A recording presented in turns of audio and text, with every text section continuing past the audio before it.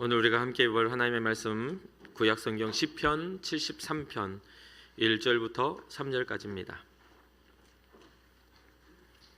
시편 73편 1절부터 3절까지입니다.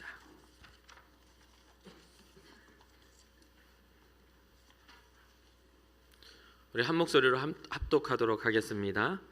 하나님이 참으로 이스라엘 중 마음이 정결한 자에게 선을 행하시나 나는 거의 내 걸음이 미끄러질 뻔하였으니 이는 내가 악인의 형통함을 보고 오만한 자를 질시하였음이니라.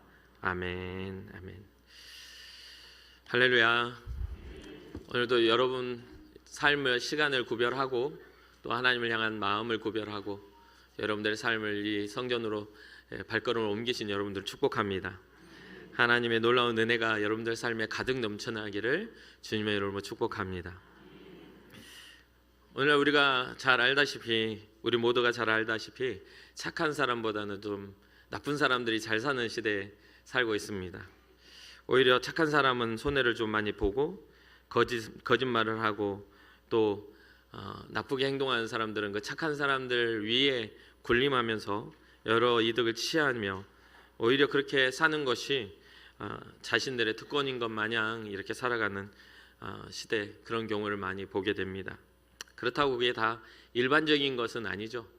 착한 사람들도 복을 받아서 선한 영향력을 가지고 살아가는 그런 것도 있지만 사회적인 전반적인 문화가 물질을 만능주의가 되다 보니까 또 악하게 좀 나만 잘 살면 된다는 사람들이 좀 많이 생겨나는 그런 시대입니다. 그런데 꼭 오늘날의 문제만은 꼭 아니더라는 거죠. 이 오늘날의 문제만은 아니고 또 예수 믿는 이런 교회 안에서도 이러한 이야기들이 종종 생겨납니다. 조금 더 똑똑한 사람, 또 조금 더 부자인 사람, 뭔가 다른 이유로 교회에 들어와서 이득을 취하려는 사람들이 교회 안에 이렇게 모여들게 되죠.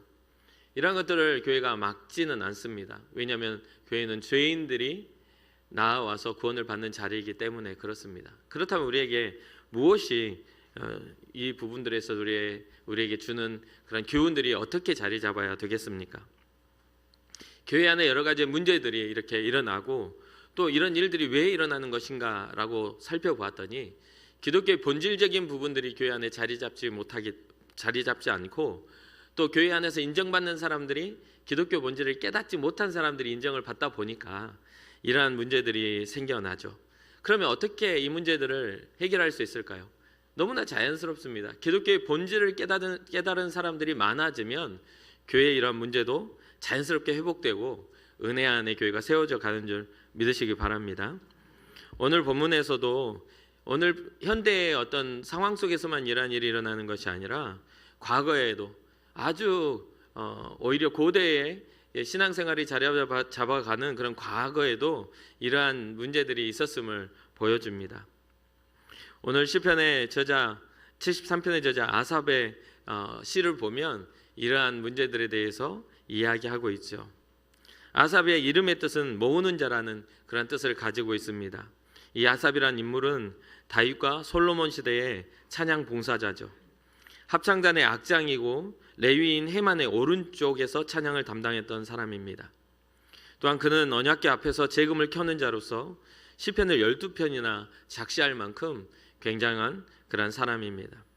그의 후손들은 성전에서 찬송을 부르는 직무를 맡았고 또 그의 어떤 삶에서는 하나님의 말씀 앞에서 가까이 살았던 사람이기도 합니다. 오늘 본문에서 아삽은 악인이 잘되고 형통하는 것을 보면서 신앙적인 어려움에 처한 자신의 모습을 이야기합니다. 그리고 그것을 시로 만들어 그러한 모습들을 말하고 있습니다. 그러면서 오늘 본문에 보면 왜 이러한 시험에 들었는가라고 했더니 악인들의 잘되고 형통함 또한 오만한 자들의 형통을 이 마음에 부러워했다라고 이야기합니다. 3절에 보니까 이는 내가 악인의 형통함을 보고 오만한 자를 질시하였음이로다라고 말하죠. 어쩌면 오늘날 살아가는 우리도 이러한 모습, 이러한 고민을 하는 경우가 있을 것입니다. 그 이유는 우리가 착한 사람보다는 나쁜 사람이 잘 사는 시대에 살고 있다라고 생각하는 인식 속에 있겠죠.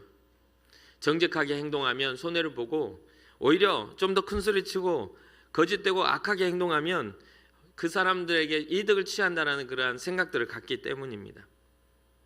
가끔 종종 저도 그런 경험들을 합니다. 차를 타다 보면, 운전을 하다 보면 이게 살짝 이렇게 부딪히는 경향들이 생겨요.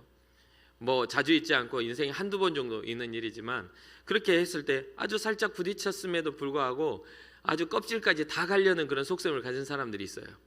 여러분 경험해 보셨습니까? 오히려 자기 그런 부딪힌 것들을 가만히 놔뒀다가 누가 실수하면 아주 그냥 전체를 가려는 그런 사람, 저는 경험해 보았습니다. 그러면 뭐 묵묵하게 그냥 그러냐고 하고 다 우리 보험 처리해주고 그냥 많은 경우들이 있어요.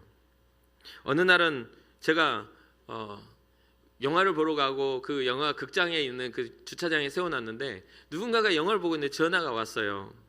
그래서 영화를 보고 있는데 왜 전화가 왔지 하고 전화를 받았더니 어떤 사람이 사장님 차를 들이받고 그냥 갔어요라고 하고 제보 전화를 받았어요. 그래서 영화를 보다 말고 나와가지고 CCTV를 확인했습니다. 근데 보니까 실제로 와서 쿵 부딪혀 놓고 아무렇지도 않게 가시더라고요. 연세가 좀 있으신 분이셨어요. 제 차는 아주 허름한 작은 차였고 그 차는 굉장히 화려한 좋은 차였습니다. 그래서 전화를 드렸죠. 사장님, 선생님, 제 차를 이렇게 들이받고 가셨는데 왜 연락처를 안 남겨놓으셨냐고. 그러니까 그분이 내가 나이가 들어가지고 막 이렇게 핑계를 막 대시더라고요. 혼자 생각을 했습니다. 보니까 티도 안 나요. 좀 긁혔어. 번번은 원래 긁히라고 만들어 놓은 거잖아요.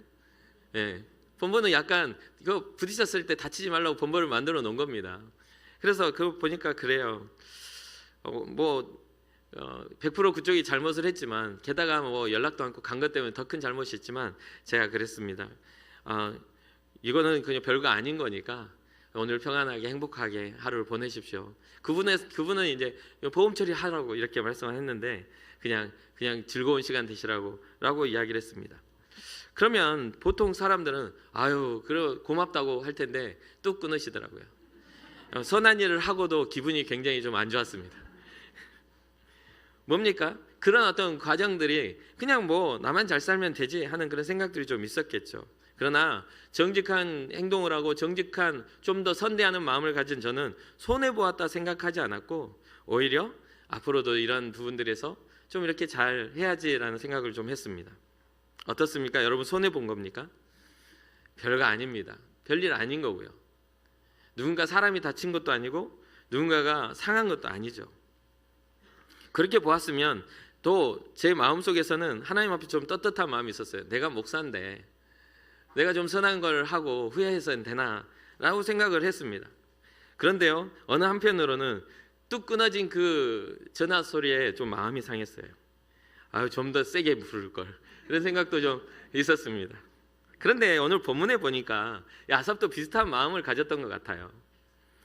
나쁜 놈이면 나쁜 놈처럼 좀 안 좋은 결과가 있어야 되는데 이 73편을 제가 3절까지만 읽은 이유가 그 이후에 쭉 너무 길어서 그런 거예요. 여러분 4절부터 쭉 살펴보면 뭐라고 나오냐면 4절 초반에 뭐라고 나옵니까? 저희는 죽는 때에도 고통이 없고 나쁘게 살고 악하게 살았는데도 죽을 때도요 정말 평안하게 죽는 겁니다.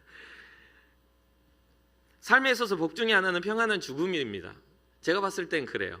죽음은 항상 두려움을 줘요. 그러니까 좀 평안하게 죽었으면 하는 그런 마음이 있어요. 어떤 내 삶의 연수를 다 살고 내 인생의 삶을 다 산 다음에 평안하게 주님 앞에 부름받기를 우리는 원합니다. 그렇죠? 고통스럽게 죽기를 원하십니까? 평안하기를 원하잖아요. 그래서 목회를 하다 보면 많은 권사님들이 저를 찾아오셔서 연세 드신 권사님들, 나이 많은 권사님들이 찾아오셔서 종종 이런 기도 제목을 저한테 말씀하십니다. 목사님, 잠자듯 죽게 해주세요. 기도해 주세요. 그러면서 안수 기도를 잠자듯 죽게 해달라고 기도해달라고 하면서 안수 기도를 머리를 이렇게 들이미세요. 그러면 저는 또 하나님 잠자듯이 가게 해달라고 또 기도를 해줍니다. 죽음은 두려운 일이기 때문에 죽음의 공포는 삶을 사는 우리에게 항상 함께 있고 존재합니다. 그래서 저도 그런 생각이 들어요. 정말 잠을 자듯이 어느 날 문득 눈을 떠보니 주님이셨으면 좋겠어요. 주님 앞이었으면 좋겠어요. 이런 기도를 합니다. 죽음이 평안하게 찾아오기를 모두가 바라는 것이죠. 그런데 이 평안한 죽음도 아삽의 마음에는 안 들었어요. 왜요? 나쁜 놈인데. 아삽의 눈에는 진짜 나쁜 놈인데 죽을 때도 편하게 죽는 게 너무 못마땅한 거예요. 좀 나쁜 놈이면 나쁜 놈처럼 대가를 치르면서 꽥꽥 하면서 죽어야 되는데 너무 평안하게 잠을 자니까. 그러나 아삽의 바람과는 다르게 그들의 죽음은 평안합니다. 4절 후반절 보니까 이러한 죽음도 고통 없이 죽지만 그 힘이 건강하며 라고 하는데 죽을 때도 굉장히 젊은이처럼 아주 번들번들하게 참 윤기 흐르게 죽는다는 거죠. 그리고 5절을 보니까 타인과 같은 고난도 없고 타인과 같은 재앙도 없더라는 거예요. 정말 흔하게 당하는 그런 재앙, 사회적으로 나쁜 사람들이 못되게 구는 현상을 우리는 갑질한다고 이야기를 하잖아요. 갑질을 하는데도 그럼에도 불구하고 힘이 있기 때문에 별로 그런 어떤 삶의 일이 일어나지 않더라는 겁니다. 그러니까 아삽의 마음에 괴로움이 있어요. 못되게 사는데도 다들 당하는 어려움마저 없고 재앙마저도 그들을 피해가는 것을 보니 정말 어처구니가 없습니다. 하나님 왜 저런 사람들을 그냥 가만히 내버려 두시는 겁니까? 왜 저런 사람들에게 재앙이 내리지 않는 것입니까? 라고 하면서 아삽의 마음에는 의문점이 들었습니다. 그런데 중요한 건 아삽의 이런 혼란스러운 마음과 상관없이 그들은 아주 잘만 삽니다. 잘 사는 거예요. 누구보다도 더 잘 삽니다. 그러니까 6절과 7절과 8절과 9절에 아삽이 아주 자세하게 묘사하고 있죠. 그러므로 교만이 저희 목걸이요 강포가 저희의 입는 옷이며 살찜으로 저희 눈은 솟아나며 저희 소득은 마음의 소원보다 진하며 저희는 능욕하며 악하게 압자여 말하며 거만히 말하며 저희 입은 하늘에 두고 저희 혀는 땅에 두루 다니도다. 얼마나 잘 사는지 아삽은 아주 그냥 배 아프게 잘 묘사하고 있습니다. 교만함을 목걸이처럼 목에 걸고 포악함을 옷 입듯이 온몸에 두르고 눈은 높아질 대로 높아져요. 어느 정도 살찜으로 눈이 솟아났다고 말할 정도로 눈이 높아질 대로 높아져 있고 못된 짓을 일삼아도 그들이 얻는 소득은 마음으로 상상한 것보다 더 많은 소득을 얻는 겁니다. 누구를 만나든지 상대를 존중하는 마음이 없어요. 그렇게 보이는데 더 극악한 것은 하나님을 안중에도 두지 않는 그런 모습입니다. 하나님이 그들의 마음이 없기 때문에 하나님보다 더 높아져 있는 자존감과 땅의 사람들을 멸시하는 그런 교만한 마음들이 가득 차 있는 모습입니다. 위로도 아래로도 두려울 게 없는 그런 사람, 아주 잘만 사는 그런 사람. 악한 사람들 보니까 그렇더라는 거죠. 10절과 11절과 12절을 보면 그러므로 그 백성이 이리로 돌아와서 잔에 가득한 물을 다 마시며 말하기를 하나님이 어찌하랴 지극히 높은 자에게 지식이 있으랴 하도다. 볼지어다 이들은 악인이라 항상 평안하고 재물은 더하도다. 왜 이렇게 교만하게 되어버렸습니까? 이들의 삶이 왜 이렇게 교만해졌을까요? 그것은 12절에 말하듯이 악하게 살면서도 항상 평안하다라는 거죠. 재물은 더 많아집니다. 삶의 실패를 경험하지 않아 봤으니 더욱 마음은 교만해지고 높아져서 하나님을 멸시하는 그런 마음들로 가득합니다. 그런데 더 이것을 부추기는 현상이 있는데 뭡니까? 이들의 부에 엮여있는 사람들, 그들의 넘쳐나는 그런 모든 넘쳐난 물에 같이 마시며 즐거워하는 사람들이 모여가지고 그들의 마음에 맞는 이야기를 하는 거죠. 아이고 하나님이 어디 있겠습니까? 하나님의 지식이 하나님의 어떤 역사가 있겠습니까? 어디 하나님이 있겠냐고. 우리 사장님밖에 없죠 라고 이야기하면서 딱 달라붙어 가지고 아주 그냥 그런 동조하는 모습으로 살아가더라는 거죠. 그들의 악과 상관없이 잘 사는 모습을 본 사람들은 오히려 그 사람의 주변에서 그 모든 그것이 잘하는 것이라고 막 부추기고 있는 모습을 보게 됩니다. 그러니까 뭐가 됩니까? 그룹이 됩니다. 무리가 돼요. 무리가 돼서 하나님을 거역하니까 힘이 있고 설득력이 있는 것이죠. 악한 일이 무리가 되면 설득력을 갖습니다. 그래서 제가 살면서 보니까 어떤 말을 하게 됐냐면, 진짜 악하면 능력이 있어라고 이야기한 적이 있어요. 적당히 악한 것은요 별로 그렇게 능력이 없어요. 그런데 진짜 악한 것은요 설득력이 있습니다. 그래서 인류의 역사를 보면 진짜 악한 일은요 굉장히 능력이 있어도 많은 사람들을 괴롭게 하고 생명을 해한 일들을 보게 돼요. 그런데 이런 모습들을 보면서 아삽이 괴로운 건 무엇입니까? 13절과 14절입니다. 내가 내 마음을 정의하며 내 손을 씻어 무죄하한 것이 실내 헛되도다. 나는 종일 재앙을 당하며 아침마다 증책을 보았도다. 신앙을 지키고 신앙자의 삶을 살고 있는데 모든 게 허사처럼 보이는 거예요. 예수님 믿는 것 때문에 고통받고 고난받는 것이 허사입니까? 이런 고민이 때로는 우리에게 심한 고통이 되는 것을 보게 됩니다. 매일 내가 마음을 정직하게 행하며 내 손을 씻어 정결하게 씻어 무죄하다 한 것이 헛되도다. 다른 사람에게 나도 그런 나도 그렇게 할 수 있는데도 내가 정직한 길을 행하기 위해서 참고 견디고 인생을 고달프게 정말 나 자신을 쳐서 복종시켰는데 이런 것들이 너무나 고통스러울 만큼, 그래서 종일 재앙을 당한 자 같고 아침마다 하루를 시작할 때 또 저 악한 사람들, 정말 저 악인들과 함께 살아갈 것들을 보니 정말 징계를 당하는 것 같이 괴로운데,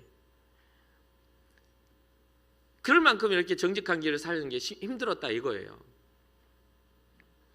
그러면서 15절을 보면 내가 만일 스스로 이르기를 내가 이렇게 말하리라 하였다면 주의 아들들의 시대를 대하여 괴휴를 행하였으리라. 이거 좀 어렵게 이렇게 표현이 되어 있습니다. 좀 쉬운 말로 세번역을 보면 참 이렇게 괴로운데 나도 그들처럼 살아야지 하고 말했다면, 세번역에는 이렇게 나와요. 나도 그들처럼 살아야지 하고 말했다면 나는 주님의 자녀들을 배신한 일을 하였을 것입니다. 주님이 주시는 그런 복을 따라 살아가는 좀 미련해 보이고 좀 손해보는 것 같은 삶을 살지라도 정말 정직한 길을 행했던 그 주님의 아들들을 배신하는 것을 내가 그들처럼 살았다면 배신했을 것이다 라고 생각했다는 것이죠. 그럼에도 16절에 보니까 내가 어찌면 이를 할까 하여 생각한즉 내게 심히 곤란하더니, 내가 심히 곤란했다. 하나님의 뜻을 어떻게 할 수 있을까? 이렇게 악한 사람들이 잘 사는 모습도 보며 주님의 뜻이 무엇인가를 한번 판단해 보려고 하는데 도저히 모르겠는 거예요. 하나님은 분명히 정직한 자의 하나님이라고 하셨는데, 하나님 분명히 믿음으로 행하는 자들의 보호자고 요새시고 정말 대변자라고 하셨는데 왜 악한 사람들은 저렇게 잘 삽니까? 왜 악한 사람들은 저렇게 흉악하게 살아도 평안합니까? 라고 하면서 근심하며 보았는데 알 수가 없었다는 것이죠. 오히려 곤란한 거예요. 마음이 갈등이 일어나니까 괴롭고 곤란합니다. 왜 이런 일들이 내게 일어나는 것입니까? 라고 눈물을 흘릴 수밖에 없는 거죠. 고민하고 또 고민합니다. 그러니까 아삽이 풀기에는 너무 어려운 문제가 되었습니다. 그런데 어떻게 해서 문제가 해결되고 답이 발견됩니까? 17절입니다. 하나님의 성소에 들어갈 때에야 저희 결국을 내가 깨달았나이다. 아삽은 하나님 앞으로 나아갈 때 악인들의 정해진 결국을 볼 수 있게 되었습니다. 사랑하는 성도 여러분, 인생의 삶만이 전부가 아닙니다. 아니, 죽음으로 인생의 의미가 끝나는 게 아닙니다. 이때만 잘 살고 죽으면 끝이라고 생각하는 그런 생각을 가져서는 안 돼요. 하나님 앞에서 우리는요, 죽음 이후에 새로운 평가를 받게 되는 존재들임을 잊지 말아야 됩니다. 하나님의 성소는 하나님 나라의 상징이고 하나님의 권능의 상징입니다. 아삽은 그곳에 들어갈 때에 사람들에게 주어진 종말의 결과를 보게 된 것이죠. 그 종말의 결과를 깨닫게 되었습니다. 그것은 하나님이 예비하신 심판대 앞에 맞이하는 진정한 갈림길이 되는 것이죠. 그 심판대가 얼마나 악인들에게 무섭게 준비된 멸망인지를 깨닫게 될 때에 의문이 풀리게 됩니다. 18절과 19절, 20절, 주께서 참으로 저희를 미끄러운 곳에 두시며 파멸에 던지시니 저희가 어찌 그리 졸지에 황폐되었는가. 놀람으로 전멸하였나이다. 주여, 사람이 깬 후에 후에는 꿈을 무시함 같이 주께서 깨신 후에는 저희 형상을 멸시하시리이다 라고 기록합니다. 주님이 깨신다는 것은 주님이 주무신다는 뜻으로 말하는 게 아닙니다. 주님의 때, 즉 악한 것을 멸하시고 정직하고 의로운 자들을 구원하시는 그때에 악인에게 정해진 멸망의 길을 깨닫게 된다는 것이죠. 그러면서 이러한 것을 깨닫게 되니 아삽은 부끄러움을 느낍니다. 내 마음이 산란하며 내 심장이 찔렸나이다. 21절과 22절 23절이죠. 내가 이같이 우매 무제하니 주의 앞에 짐승이 오나 내가 항상 주와 함께하니 주께서 내 오른손을 붙으셨나이다. 항상 자기가 어떻게 될까 고민했는데 항상 괴로워하고 하나님 뜻을 몰라 하나님을 원망하며 불평하며 질시하였는데 오늘 본문의 3절의 말씀처럼 악인들의 형통함을 보고 정말 그들을 부러워하고 질시하였는데 그 결국을 보니 마음이 혼란스러우며 심장이 찔리는 거예요. 양심의 가책이 느껴지는 겁니다. 내가 이같이 우매합니다. 내가 이렇게 무지합니다. 이렇게 무지하고 우매해서 주님 앞에 짐승과 같은 존재였습니다. 내가 항상 주와 함께하니 주님이 내 오른손을 붙들어 주셔서 나를 깨닫게 하셨습니다. 인생으로는 지혜로움으로는 주의 뜻을 발견하지 못했던 아삽, 주님 앞에 찬양을 하는 사람이었고 주님 앞에 주님의 성소를 정말 섬기는 사람이었음에도 불구하고 그의 마음에 주께서 주신 지혜가 없으므로 그런 고민과 불평이 일어났었던 것이죠. 아삽은 자기 스스로가 무지하여서 자기 스스로 짐승이라 표현할 만큼 나는 무지하고 우매한 존재입니다라고 고백합니다. 본능으로만 살아가는 짐승과 같이 하나님의 뜻을 이해하지 못했습니다라고 말하죠. 이것은 무엇입니까? 하나님의 약속을 믿지 못하는 믿음의 부재입니다. 그래서 아삽은 부끄러워졌습니다. 그런데 하나님은 아삽의 그 연약함을 책망하지 아니하시고 주의 오른손으로 붙들어 주셔서 아삽에게 뭐하게 하셨어요? 깨닫게 하셨습니다. 준비된 은혜가 무엇인지를 알게 하셨습니다.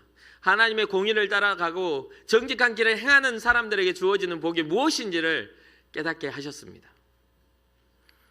그것을 알게 되니까 더욱더 부끄럽게 나아가며 주님 앞에 신실한 예배를 아삽이 드릴 수 있었던 것이죠. 그래서 24절부터 28절까지 이렇게 말하죠.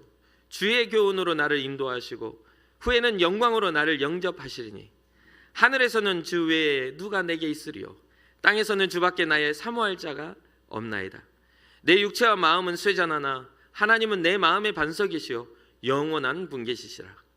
대저 주를 멀리하는 자는 망하리니 음녀같이 주를 떠난 자를 주께서 다 멸하셨나이다.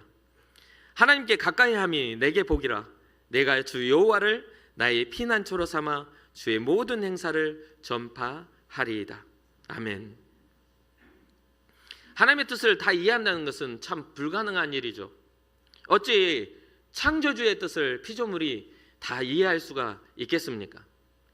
하나님이 가르쳐 주시지 않으면, 아니 하나님이 우리에게 주신 자유와 지혜로움을 거두어 버리신다면 그 누구도 지혜로움을 자랑할 수 없게 될 것이고 그 누구도 하나님이 주신 은혜를 누릴 수가 없게 될 것입니다. 무엇이 우리로 하여금 가치 있다 말할 수 있는 우리의 가치를 높여줄 수가 있겠습니까? 우리가 가진 많은 물질이 우리의 가치를 높여줍니까? 아니면 우리가 높은 지위에 올라서 그 지위가 우리의 가치를 높여줍니까?